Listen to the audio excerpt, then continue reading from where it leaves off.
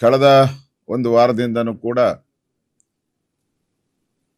ಕರ್ನಾಟಕದ ದಲಿತರ ವಾಲ್ಮೀಕಿ ನಿಗಮದ 187 ಕೋಟಿ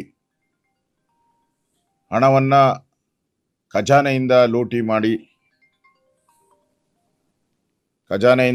ಮಾಡಿ ಅದನ್ನ ಕಾಂಗ್ರೆಸ್ ಪಾರ್ಟಿಯ ಚುನಾವಣೆಗೆ, ಕರ್ನಾಟಕ ಮತ್ತು ತೆಲಂಗಾಣ ಚುನಾವಣೆಗೆ ಬಳಸಿರುವಂಥದ್ದು ಜಗಜ್ಜಾಹಿರಾತ ವಿತ್ ದಾಖಲೆಗಳನ್ನು ನಾನು ಬಿಡುಗಡೆ ಮಾಡಿದ್ದೀನಿ. ಮೊನ್ನೆನೂ ಕೂಡ ನಾನು ದಾಖಲೆಗಳನ್ನು ಬಿಡುಗಡೆ ಮಾಡಿದ್ದೀನಿ. ಅದ್ರ ಬಗ್ಗೆ ಇಷ್ಟಿದ್ರೂ ಕೂಡ ನಮ್ಮ ವಿರುದ್ಧ ಪ್ರತಿಭಟನೆ ಮಾಡ್ತಾರೆ ಹೊರತು ಕಾಂಗ್ರೆಸ್ ಅವರು ನಮ್ಮ ಪ್ರತಿಭಟನೆಗೆ ಎದರಿ ಅವರು ಪ್ರತಿಭಟನೆಗೆ ರೂಲಿಂಗ್ ಪಾರ್ಟಿ ಆದಂಥವ್ರು ಪ್ರತಿಭಟನೆಗೆ ಇಳಿತಾ ಇದ್ದಾರೆ ಅಂತ ಹೇಳಿದ್ರೆ ಈ ಸತ್ಯಾಸತ್ಯತೆಯನ್ನ ಮುಚ್ಚಿಡಬೇಕು ಅನ್ನೋ ದೃಷ್ಟಿಯಿಂದ ಅವರು ಪ್ರತಿಭಟನೆ ಮಾಡ್ತಾ ಇರೋದು. ಸತ್ಯ ಇಲ್ಲ ಅಂದಿದ್ರೆ ಅವ್ರು ಬೀದಿಗೆ ಬರೋ ಅವಶ್ಯಕತೆನೇ ಇರಲಿಲ್ಲ. ಜನನೇ ತೀರ್ಮಾನ ಮಾಡ್ತಾ ಇದ್ರು, ಇದು ಸತ್ಯ ಇಲ್ಲಪ್ಪ ಅಂತೇಳಿ. ಜನ ಯಾವಾಗ ವಾಲ್ಮೀಕಿ ನಿಗಮದ ಹಣ, ದಲಿತರ ಹಣ, ಬಡವರಿಗೆ ಸೇರ್ಬೇಕಾಗಿದ್ದಂತ ಹಣ ಲೂಟಿಯಾಗಿದೆ, ಜನ ಧ್ವನಿ ಎತ್ತಕ್ಕೆ ಶುರುವಾದರು. ಇಡೀ ರಾಜ್ಯದಲ್ಲಿ ನಮ್ಮ ಬಿಜೆಪಿ ಕಾರ್ಯಕರ್ತರು ಎಲ್ಲ ಜಿಲ್ಲೆಗಳಲ್ಲೂ ಹೋರಾಟ ಮಾಡ್ತಾ ಇದ್ದಾರೆ. ಜಿಲ್ಲಾ ಕೇಂದ್ರಗಳಲ್ಲಿ ಒಂದು ವಾರದಿಂದ ಹಗಲು ರಾತ್ರಿ ಧರಣಿನೂ ಕೂಡ ಮಾಡ್ತಾ ಇದ್ದಾರೆ. ಇದರ ಪ್ರತಿಫಲವಾಗಿ ಇವತ್ತು ಸರ್ಕಾರ ಒಂದು ರೀತಿ ಇಕ್ಕಟ್ಟಿನ ಪರಿಸ್ಥಿತಿಯಲ್ಲಿದೆ. ನಾವು ಇದನ್ನ ಇಲ್ಲಿಗೆ ಬಿಡಲ್ಲ. ನಾಳೆನೂ ಕೂಡ ವಿಧಾನಸೌಧ ಮುತ್ತಿಗೆ ಹಾಕುವಂತ ಕಾರ್ಯಕ್ರಮವನ್ನ ನಾವು ಮಾಡ್ತಾ ಇದ್ದೀವಿ. ನಾಳೆ ಬೆಳಗ್ಗೆ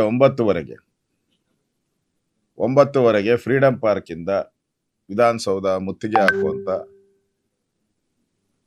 ಕೆಲಸವನ್ನ ನಮ್ಮ ಬಿಜೆಪಿ ಕಾರ್ಯಕರ್ತರು ಮಾಡ್ತಾರೆ. ನಾನು ಭಾಗವಹಿಸ್ತೀನಿ.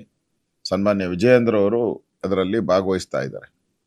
ನಾಳೆ 9:00ವರೆಗೆ ಪ್ರತಿಭಟನೆ ಫ್ರೀಡಂ ಪಾರ್ಕ್ ಇಂದ ಶುರು ಆಗ್ತದೆ. ಸರ್ಕಾರಕ್ಕೆ ಬಿಸಿ ಮುಟ್ಟಿಸುವಂತ ದೃಷ್ಟಿಯಿಂದ ಮುಂದುವರಿಯುತ್ತೆ. ನಾನು ಈಗಾಗಲೇ ನಿನ್ನೆ ಗೌರವಾನ್ವಿತ ಕುಮಾರಸ್ವಾಮಿ ಅವರು, ನಮ್ಮ ಕೇಂದ್ರದ NDA ಸಚಿವರು ಮತ್ತು JDSನ ರಾಜ್ಯದ ಅಧ್ಯಕ್ಷರು, ಅವ್ರ ಜೊತೆನೂ ಸುದೀರ್ಘವಾದಂಥ ಮಾತುಕತೆ ಆಯಿತು. ಅವರು ಇಲ್ಲ ಬ್ರದರ್, ಇದನ್ನ ಕಂಟಿನ್ಯೂ ಮಾಡಿ, ಒಂದು ಪೀಕ್ಗೆ ಹೋಗಿದೆ, ಇದು ಜನಕ್ಕೆ ರೀಚ್ ಆಗಿದೆ, ಇದನ್ನ ಕಂಟಿನ್ಯೂ ಮಾಡಿ, ನಮ್ಮ ಪಾರ್ಟಿಯವ್ರಿಗೂ ನಾನು ಹೇಳ್ತೀನಿ ಅನ್ನೋ ಮಾತನ್ನ ಹೇಳಿದ್ದಾರೆ. ಅಂದ್ರೆ ಸೋಮವಾರನೂ ಕೂಡ ನಾವು ಪ್ರತಿಭಟನೆಯನ್ನ ಮುಂದುವರಿಸ್ತೇವೆ. ಸದನದಲ್ಲಿ ನಾಗೇಂದ್ರ ವಿಚಾರವಾಗಿ, ನಾಗೇಂದ್ರ ಅಲ್ಲಪ್ಪ, ನಾಗೇಂದ್ರಂದಲ್ಲ, ವಾಲ್ಮೀಕಿ ನಿಗಮದ 187 ಕೋಟಿ ದಲಿತರ ಹಣವನ್ನ ನುಂಗಿರ್ತಕ್ಕಂಥ ನಾಗೇಂದ್ರ ವಿಚಾರವಾಗಿ ಹೋರಾಟ. ಹೌದು, ಫೋನಲ್ಲಿ ಮಾತಾಡಿ ಒಪ್ಪಿಗೆ ಕೊಟ್ಟಿದ್ದಾರೆ ಅವರು. ಸೊ ನಾಳೆ ನಮ್ಮ ಹೋರಾಟ ವಿಧಾನಸಭೆ ಒಳಗಡೆ ಹೊರಗಡೆ ಎರಡೂ ಕೂಡ